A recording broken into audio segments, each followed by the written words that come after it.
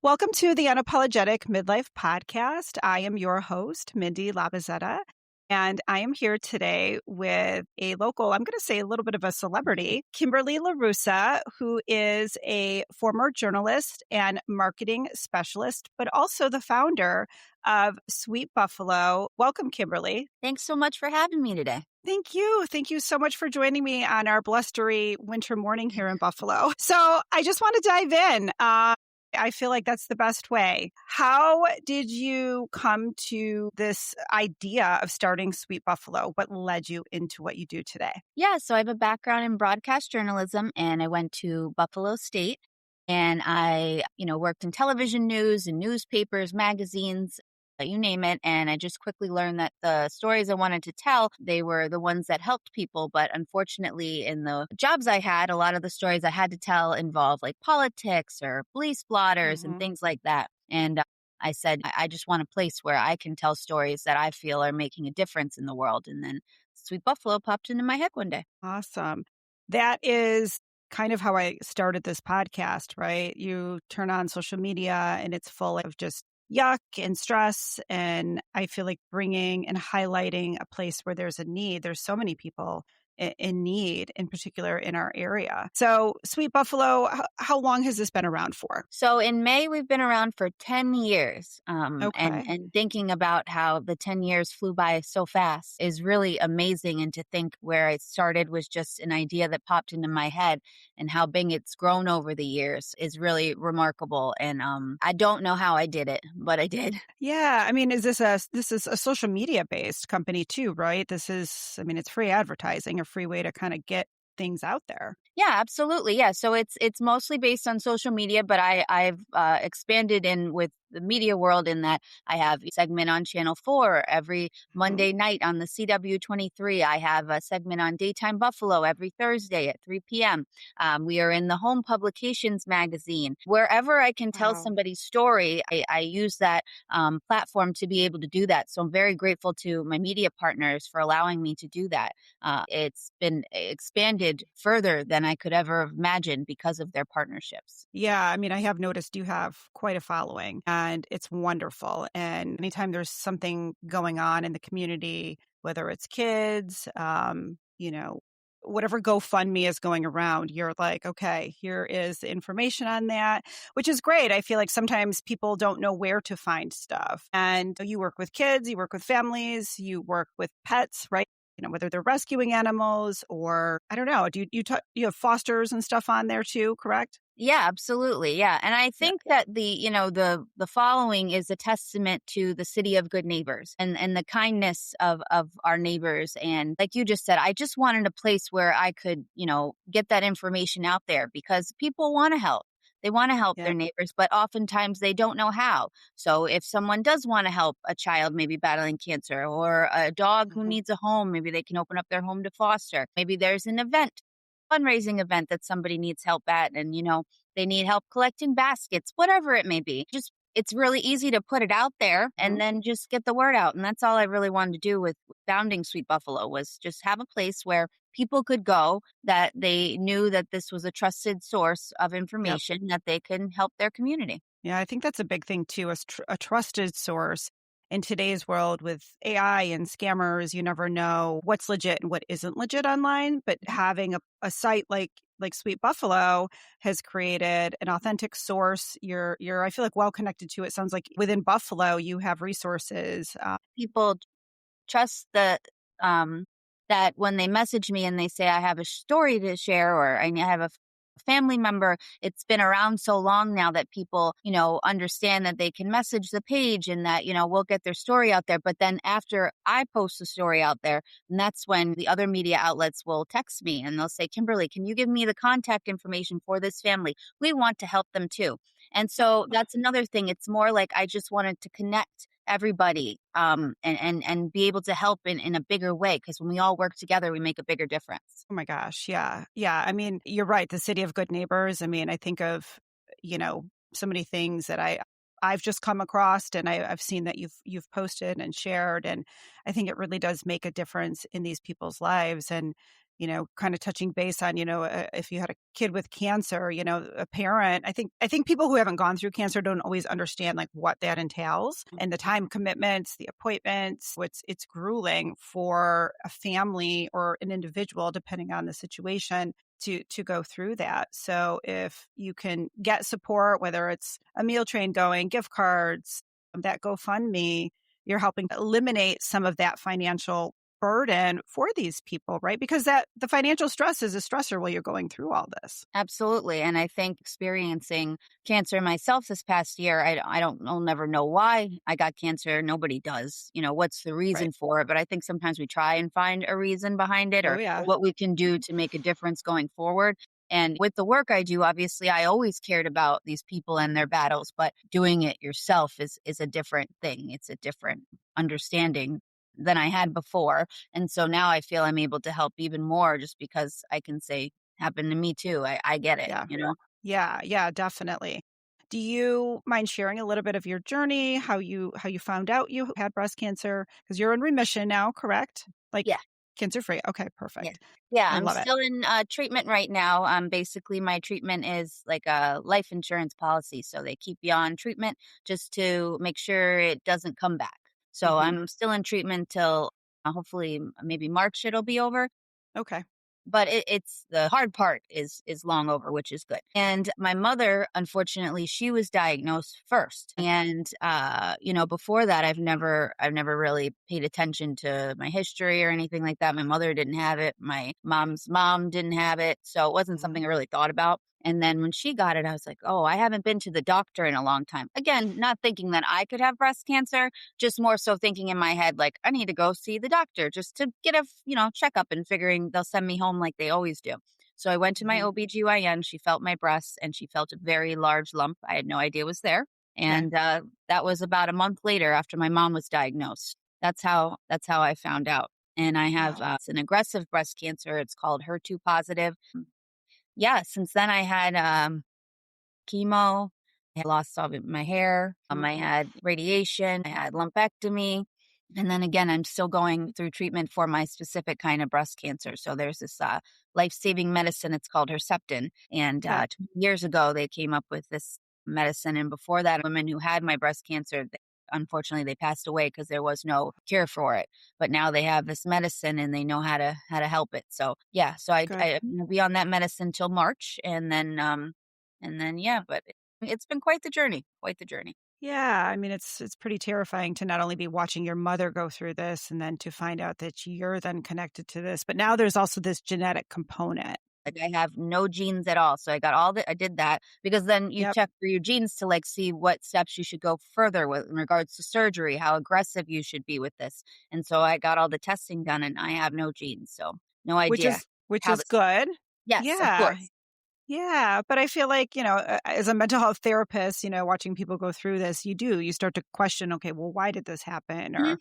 I've watched people change how they drink water, or what their water is filtered with, or avoiding plastics or chemicals. We know in our world today, it's hard to eliminate everything. But, some people start to kind of go down that rabbit hole. So, how are you kind of doing with all of that? Not very well, to be honest with you. It's hard. It It's could hard. I've been there. it could be a million reasons why. So I don't know what the reason is. I think for the Yeah. most part right now, my focus is reducing my stress. Yes. I was told that stress can cause this, and I'm with, life and, doing all the things I do. There's a lot of stress behind that. So figuring Yeah. out how to reduce my stress and breathe and things like that is what I am focused on at the moment. Yeah, stress reduction. We don't have conversations enough about this. Mm, I know I'll have conversations with women. We tend to carry, and this isn't blaming the men in our lives. This is I'm in no means doing that, but we tend to carry these invisible loads. mm, We're, doing things and thinking about things that are even sometimes on the men in our lives' radar, right? And you're running a business, you're an entrepreneur, like that doesn't necessarily have like a 9 to 5. So I guess how are things that you're doing as an entrepreneur and a breast cancer survivor, how are you reducing stress? I'm not, to be honest. No, I'm trying my best. Like I am in Yeah. I'm in therapy. I'm Good. just trying to not, sweat the small stuff as much as I can. But as you know, like the world is, very stressful. So I'm Yeah. not doing as good as I should, but I am trying. And then I think Yeah. there's like the after, which I'm sure you understand. The after of Oh, cancer yeah. is very hard. So like now my brain is processing everything I went through as opposed to before I was in fight mode. Yep. So I just really, it was like, I got to do this. I got to fight. I took battling cancer as a job. I'm really good at Yep. my jobs.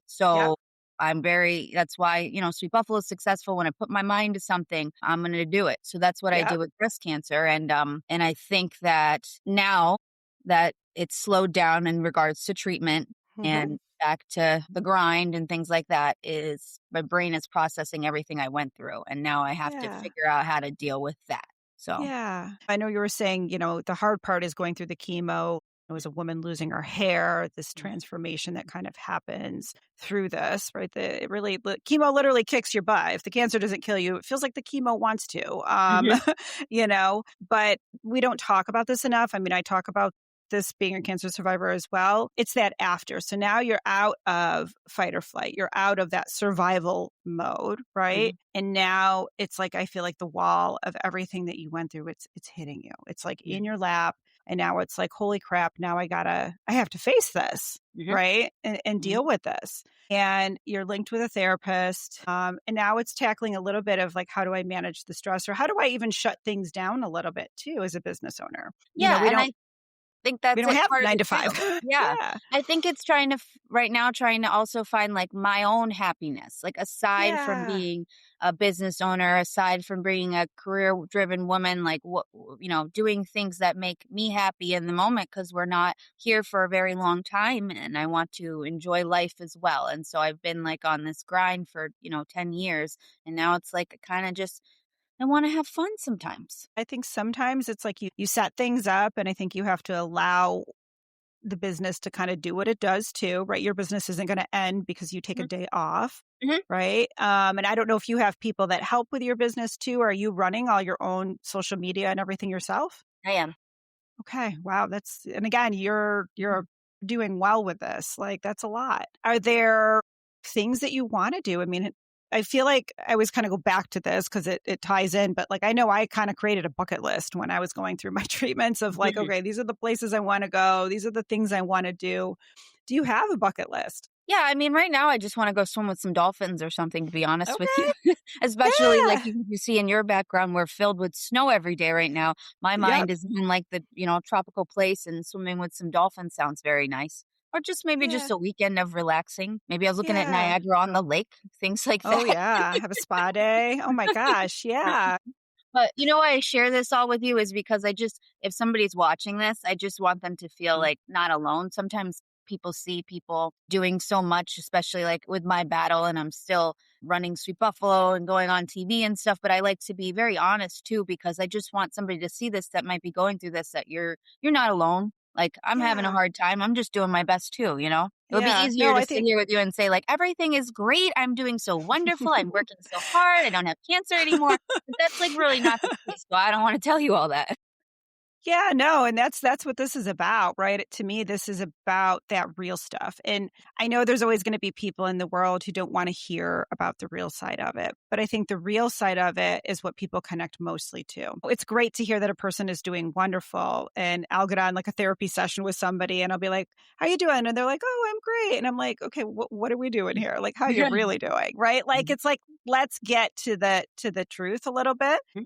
because it humanizes, I think, the experience versus putting it on a pedestal and making it like you're the superwoman. Like, I mean, you are, but you're also human, you Exactly. know? Now, you're married, right? Yes, I have a You are very married. wonderful, handsome husband, and I have a Awesome. son, and he's 11 years old, and they're my world, and I have 3 rescue dogs and a cat, and one of my rescue dogs is my service dog. Oh, I love that. Yeah, I feel like he's been with you, right? Yeah, Yeah, her okay. name's Sheesh. Chloe, and she has been with me on my journey since the beginning, and she came to all my treatments with me, and she still does, and so Yep. she's very popular at Roswell Park, Mhm.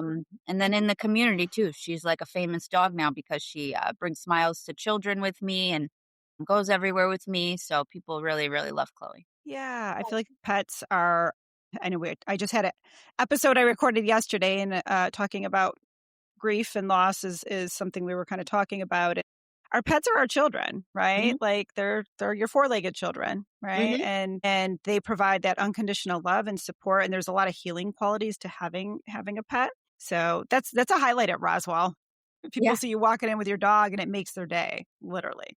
absolutely, yeah, they got the therapy dogs there too that Yep. sometimes if I'm just waiting in the lobby and I might not have Chloe with me because 'cause I'm taking my mom or something, they'll come in the lobby and they'll say, "We have, a therapy dog in the hallway, would you like to visit?" And I'm like, "Of course I would." And sometimes these people dress up the therapy dogs for Christmas, like they had like a Christmas tree hat on the one dog, and then the other dog knew like cute tricks and stuff. And so yeah, having them around is I know is very important to the patients. Yeah, I still remember, a Saint Bernard they used to Mm. have that used to come in there when I was there, and it was literally a highlight. Yeah, having a bear around.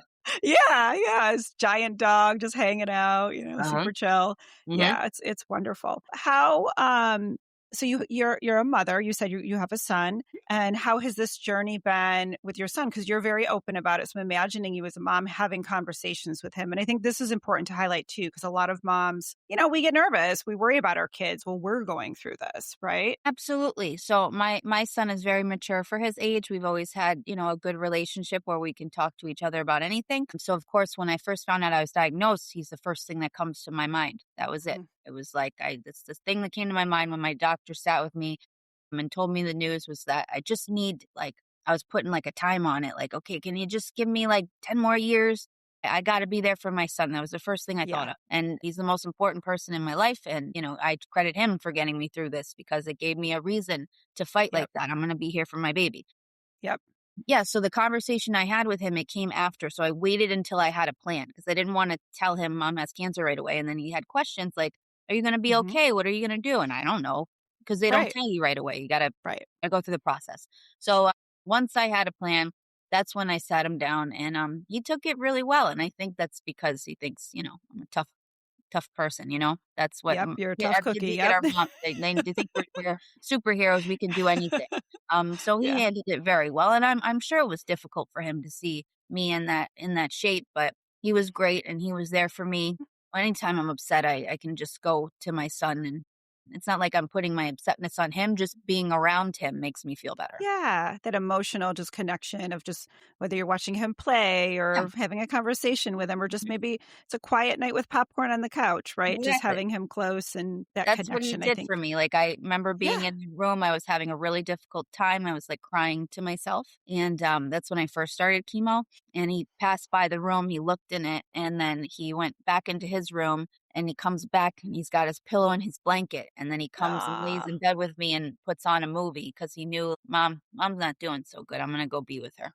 Yeah, this process, I think highlighting a little bit of, that emotional it's scary. And it's hard because I think a lot of cancer patients don't want to put anything on anybody else. And I don't think you were putting it on him. I think you were just having a moment and he happened to catch you. Mhm, But I think he responded in the sweetest way, like mhm, literally, hey, mom, I'm going to come and sit with you because I know you need this right now. That's mhm. it. Yeah, I think that this journey makes the kids, that sadly have to go through it or see their parents go through it, makes them very empathetic. It gives them, Yeah. in the end, a very special quality, like, they feel things a little bit differently. Yeah, right. I mean, if a kid is and you don't want somebody to ever have to go through this. Like, to No. me, it's the worst, but I guess it's like with all life lessons, all things that we go through in Yes. life, it can teach us a little bit about ourselves or about the world, about those around us. Mhm. And how to be I feel like too for males in particular, because society doesn't want males to show emotions. I mean, we do, but yet, how often do we give men a space to cry? So teaching our boys that it's okay to take Mhm. care of somebody and nurture somebody and see emotions and be present for that. You're teaching him a lot for his future partner, whatever that's going to look like. Mhm. That's why, I mean, it wasn't nice to see him sad, but to see Josh Allen be so vulnerable Oh, on yeah. national news and all these kids and boys especially look up to him, and to Oh, see yeah. him in emotion and that it was okay for him to be in that emotion, I'm sure, it was a lot of boys were like, "Wow, like, it's okay to cry sometimes if you feel like it," you know? Yep. Yeah. It's a natural emotion. It's always interesting too. I don't know if you know this, some people do, some don't, but if you take tears and look at them under a microscope, they are different molecularly structure-wise based on why you're crying, which is Oh, really fascinating. Yeah. wow, that's amazing. I didn't know that. Yeah. So, when you kind of think about that and why a person might cry, whether it's laughter, whether it's grief, whether it's, sadness, you've got neurotransmitters and chemicals that are kind of going off in your body. And that's a release. It's a way to expend those emotions. Mhm. So it's a good thing.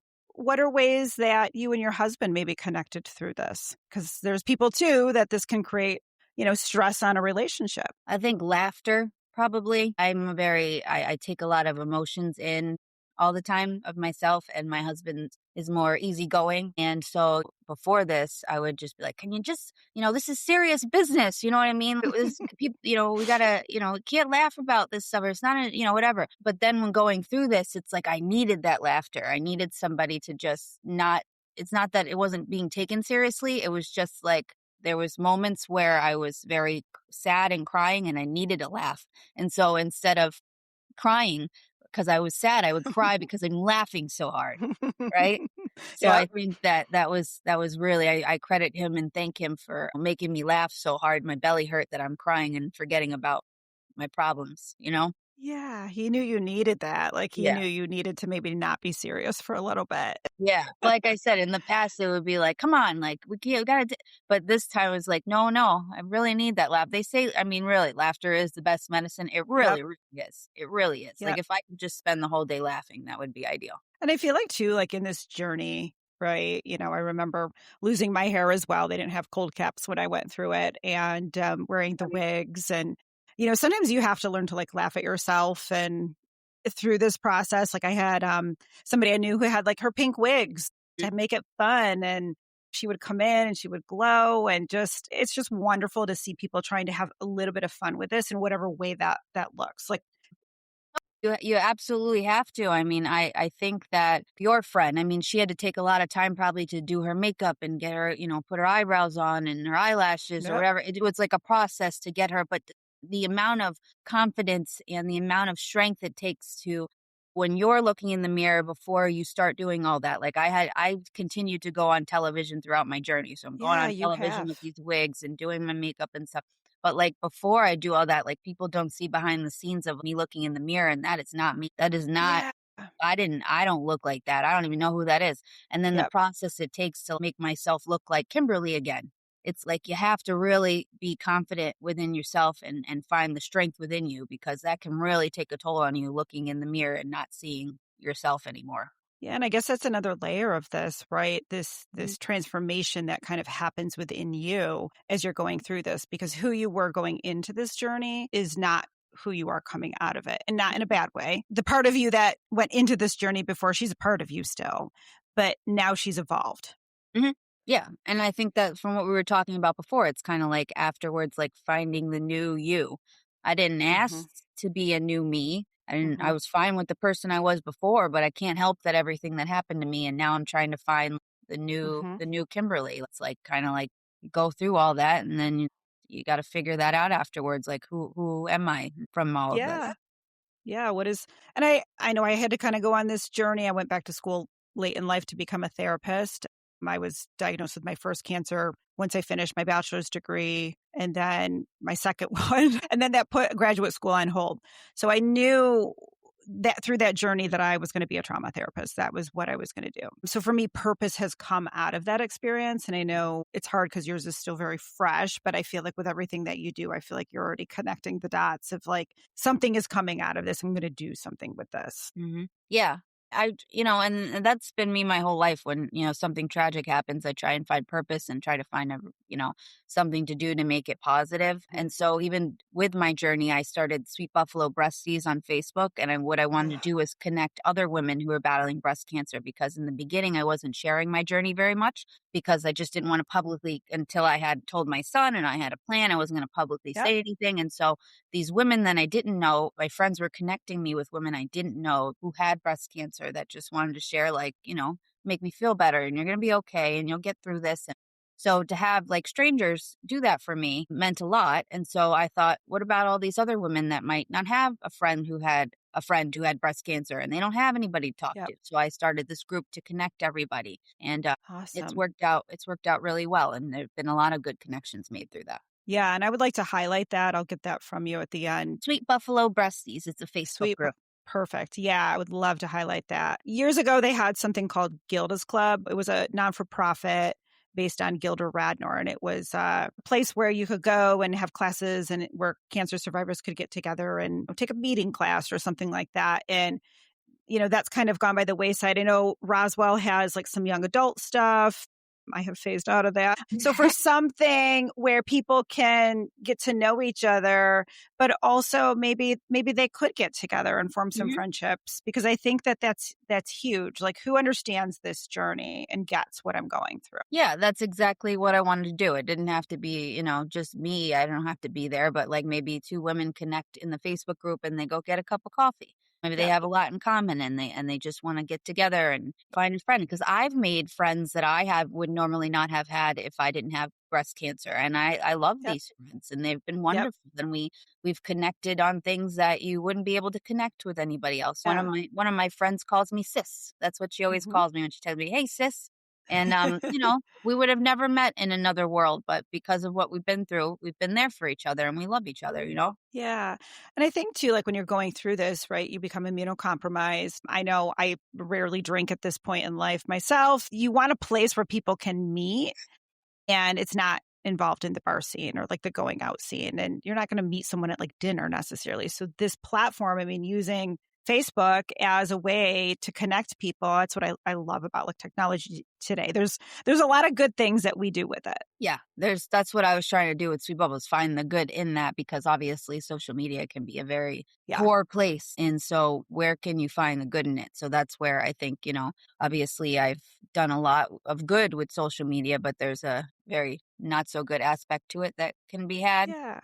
Yeah. So you just got to find the balance in that. Yeah. And is this a private group too? Yeah, it's a Okay. private group, yep. And Yeah. so, So you got to be people can post what information they want or not want and feel comfortable with that. Sometimes people ask for advice or what doctors people go to or what their journey was like. Maybe they're starting radiation. They want to know what Mhm. tips to look out for, things like that. I Mhm. posted the other day, I wanted to know if anybody took a vacation by themselves, just to see, because I was thinking, Yeah. like I said, I want to swim with dolphins and stuff. I'm like, well, maybe I could just do something small, maybe do like a spa day or something, just like looking for things. What'd you guys do to help with your mental health during this time? Yeah, it's so important. It's so important and it comes in waves. But Mhm. I think that travel, I have a girlfriend who I had on a previous episode. She was stage 3 breast cancer 3 months before her wedding. Ugh. And we didn't talk about this in the show, but I know she won a trip to Joshua Tree, and it was this solo trip that she went on that was super healing and just like kind of filling her cup back up, and Mhm. for her to be highlighted, it was just a really, really cool experience. So, oh my gosh, I think you should absolutely be booking something to go someplace to go swim with some dolphins, somewhere beautiful, get some white sand between your toes. Yeah, I think, like you said, fill your cup back up. Yeah. That's all I want to do. I just need to fill my cup back up. Yeah, a little brain break, a little sunshine. You have to do it. Mhm. But I guess like what was the one thing that you might want to talk about that was really important for you that really helped you through this process? Well, I think that keeping a positive mindset. I took that and ran with it. I just was positive the whole entire time, which again, like I said, I think now that the journey is like almost done with this, it's like, oh, your brain's wired and it's like, oh man, that was a lot of stuff to not be Yeah. positive about. Yeah. But during that time I just said, all right, I'm just gonna do it. I'm gonna go through the motions. I'm gonna treat this like a job that I didn't ask for, but I'm gonna do it. And Yep. that's exactly what I said. And right before when I did announce I had breast cancer, I said, I've accomplished a lot of things in my life. And Mhm. I think that beating breast cancer is going to be my biggest accomplishment. And then Mhm. from that day on, that's what I said I was going to do. And fortunately, I did it. So, You have. Yeah. You're doing so many good things. I really think you're just a bright light in the community. And I've followed your page for a while, and I thought I would take a chance to reach out with you to see if you would come on and talk about this and share, your story. And man, it's been amazing. Thank you. Well, you're amazing You're too. I mean, welcome. you're being, Thank you. very humble about what you've gone through, but to do it twice, not only once, but twice, and then go out and help people with their trauma. That's, something that many people might not do. Because, like I said, you've been through your own trauma, might Hmm. want to focus on your own healing from now on. And instead, you're going to take your education and what you've learned and you're going to try and help others. And that's really amazing too. Yeah, yeah. I mean, I think one of the biggest things I've learned because I'll be 48 this year, and I was You don't look 32 and I was 48. diagnosed. Well, thank you. That's a Mhm. little Botox, if I'm being honest. See, God bless you for being honest. That's what I'm talking about. Can we I just have no all shame. just be honest? I got a girl, but I laugh. But I think a lot of this is about kind of coming back to ourselves and learning to fill our cup. Like, yes, go swim with dolphins, take those trips. But also, like, I've learned to embrace a little bit of my quiet time. I work out pretty regularly, whether it's lifting weights or I'm that girl in the neighborhood with the weighted vest. And I Mhm. love it. I think that our physical health is really important in this aspect too. And I know when you're going through your treatments, you're exhausted, right? You Mhm. have no energy. How are you helping your physical health, not just mental health, but yourself physically? I'm not, but I need to, but maybe that you just said that it'll prompt me to go. No, I think I definitely need to. It'd probably be good to start in the winter since there's not much of going on. But I'm very busy all the time. I always have something to Yeah, keep for work. But I definitely need to prioritize that, and I'm going to soon. And I keep saying I'm going to soon, and I have not yet. But I think that's because of the mental thing. I'm trying to fix that first. But yep, in the physical thing, maybe if I do head on over to the gym, maybe that will go hand in hand, and that will help with that. So I just got to give myself that boost. But in the beginning, I was just trying to give myself grace and be like, just relax, have absolutely. fun, enjoy your life. Like enjoy the Yep, simmer as much as you can, which I got radiation for most of the summer. But that's stuff that I was just trying to be like, all right, well, give yourself a break a little bit, but I do need to get my butt in the gym. and even if it's not in the gym, like I try to have conversations with people. Like I started out in my basement with some dumbbells. I bought a walking pad for the winter. It's a little dusty right now. I need to pull it out, but because last year was just so cold, you couldn't get out. But, if I haven't got a lot of steps in for the day, I'll vacuum my whole house versus run the Roomba. Like Mm, this can also just be movement in your house. And I might do that and throw my AirPod in and listen to a podcast, or maybe I want an audiobook, like something mhm. to kind of distract my mind, but I'm moving my body and getting my steps in. So I think that there's a big connection between like, I need to walk because I need to decompress, or I don't know. Do you throw yourself back into work? Is that tend to be kind of your coping skill, Yes, it is exactly. which But you're I doing think, good with the it. doctor did say to me, they did say that there's not a lot proven that will prevent the reoccurrence, but exercise is proven. They did say that. So that's the only thing they could tell me is that exercise is proven to Yeah. help you with not getting a reoccurrence. Yeah, exercise. I mean, I do think nutrition has to be some component of Sure. it. Like I'm like supplement central over here, but I think we're not getting enough through our nutrition. So, like I don't know, I try to like cook from scratch, or I know that's not always easy too for moms or kids who are picky, right? I mean, I got a picky eater. I could make something and he's eating it every single time, and then I make it and suddenly he's wrinkling his nose at it. So, I think that's part of the challenge of motherhood too. I'm trying to nourish myself, but also I got to make something that they will eat Mhm. Mhm. because I Absolutely. have two boys, so Yeah. and then they So eat a lot. well, that it's again, it's prioritizing, the important things. And I think like you just said, it's difficult sometimes when you're, a mom and a business owner and you wear so many hats and there's so many things you got to do that stuff just goes to the wayside because you think like, oh, if I don't focus on my business or my work or whatever, then it's going to just all fall apart. But, that's going to fall Mm. apart if we don't take care of ourselves too. So, Well, and that's what I think of. Like, I remember having two little kids and they're 20 months from each other and you're not sleeping. I know I was carrying the brunt of the household and working full time, and my head would spin. And that was before I went into private practice for myself and doing this podcast. That's one thing I think that, you know, we can, if we schedule it in, can help us as far as like the physical part. Like yesterday, I had like 20 minutes before I had to get ready to get on a podcast episode yesterday. And I was like, okay, I can do this in 20 minutes. I'm going to stay off of Instagram. I'm going to pull what I know and I'm just going to like do it.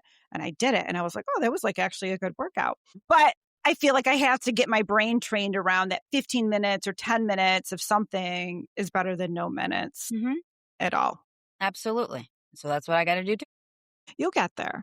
You'll get there. I mean, I think that going through this, you learn to prioritize yourself because you have to. Mhm. And you have to be here. You've got a kid that's depending on you and you want to see him grow up and someday go off into the world. And that means that you then have to take care of yourself. There's a lot with that. Yep. Sure is. Awesome.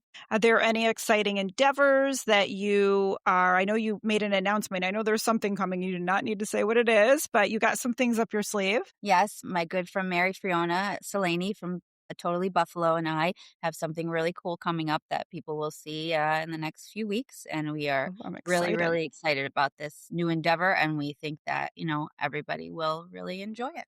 I will make sure that we watch for that, and when you post that, I'll be resharing that. Yeah, it's exciting. I feel like Buffalo, there's so many opportunities, I think, to I always highlight the entrepreneur component because I think there's so many good ideas that I think some people just have to believe in themselves to take a chance that, hey, I can do this and I can make something out of this. Yeah, I think that's why everything I do I'm able to do is because I believe in myself and I think of things that, maybe other people might think are not possible or crazy or whatever and I just say, well, what's the worst that can happen? It doesn't Yep. work out, at least I tried. And so I Hmm. think that's a lot of times is, maybe something that people are just nervous to do about failing, but it's like, Hmm. it's better to fail than not try at all. Yep. And if you fail and you tried, okay, now I know, or maybe I know what I could do differently. Absolutely. Yeah. No one amazing got to where they're at, or I think of like, famous people who've gotten to where they're at. Not that you necessarily want to be famous, but like any endeavor you put your effort into, there's going to be failure. There's going to be step backs and kind of getting yourself back on track. Yeah, and I personally am not even from Buffalo. I'm actually from Florida originally. I moved to Buffalo when I was 19 years old. Okay. And so I'm living in North Tonawanda now, and so I started from scratch. So I didn't know anybody here, and Yeah. now I know a lot of people, and I'm connected with a lot of amazing people. But that none of that would have happened if I didn't believe that it was possible. Yeah. No wonder you're dreaming about dolphins and Yes, probably white sand beaches. It's in yes, your blood. what I grew up Did on. Yes. Yeah, so you came here and went to Buff State at Uh huh. 19. Okay, so that's how you ended up here. Hmm. Awesome. Yeah. And you So my worked dad is from this area, so that's my mom. okay, My mom lived in Florida, my dad lived here, so I was looking okay. for a change of scenery, if you will, because, Florida was a lot of fun with the sun and the beaches and the boats, and I needed to just really figure out what I wanted to do with my life, and coming to Mhm. Buffalo, as in right now, there's a lot of snow, so I'm not going outside today. I'm not going on a Mhm. boat, and Nope. so I really focused on my studies, and I did very, very well for myself in that, so thank you, snow. Yeah, I mean, I'm a skier, so I don't mind a little snow. It's a little chilly for skiing right now. It's interesting. I went to Iceland one year in January, and a lot of people are like, "Why would you go to Iceland in January?" And I'm like, "Well, it was not any different really here weather-wise. It was just as cold as it was at home." But it's interesting. I had met somebody who talked about this other woman had studied in I don't know if it was Finland or Norway. It was pretty far north, right? So in the winter, they're getting almost 24 hours of darkness. So I was curious, what do they think about seasonal affective disorder? And this woman had done a study on it at this university, and they don't believe in seasonal affective disorder. They believe that winter in the colder, darker months are a time to go inward and to slow down, like reflect nature, what nature does, right? Or kind of go dormant. Growth slows, and it's a time to go inward. And it's also a time to maybe to explore your city from a different perspective, right? I mean, think about I think being a skier, night skiing is a fun time, right? Like the lights are out, it's dark, it's definitely cold, but it's a different perspective. So I guess I think about that. Like, yes, we got to take our vitamin D. Yes, we have to, dress warm if you're outside, but it's also a different way to kind of look at your city. Yeah, absolutely. And like you said, it slows down time a little bit. You have time to really reflect and breathe a little bit more because Hmm. the hustle and bustle is not as much because people are spending more time indoors or with their families or doing like simpler things. They're not like Yeah. in summertime, everybody's trying to get that sun in and they're trying to get those events in and they're trying to and they're so everybody's everywhere all the time and it's nonstop. But in the wintertime, people are just relaxing. Yeah. I feel a lot less guilty in the winter curling up with a book Oh, yeah. and a blanket than I do in the summer where like, oh, I could be going on a walk or I could be gardening or doing this Time is thing. of the So essence. So it winter is is. coming. We know it's coming. Yeah, winter is coming. Mhm. Yes, absolutely. Oh, that I love everything you're doing, and I really appreciate your time coming on here with me, highlighting some of the things that you're doing in your journey. And I do think it's going to help other people, and I think it already is. Well, So I think you thank helped you. me, You're and welcome. You're welcome. Thank you. I look forward to maybe working with you in the future. Certainly would love to keep in touch, and I'll be following you and I'll be sharing. thank you very much. I appreciate you, and I'd love to work with you too. Awesome. All right. We'll talk soon. Bye. Bye. Before we wrap up, I just want to share a quick reminder. This podcast is for educational and informational purposes only and is not a substitute for therapy, medical advice, or mental health treatment. If you're struggling or need support, please reach out to a licensed professional or a trusted healthcare provider. Also, if you loved this podcast, don't be afraid to hit follow and share it with a friend, coworker, or family member. Hope to see you soon. Thank you.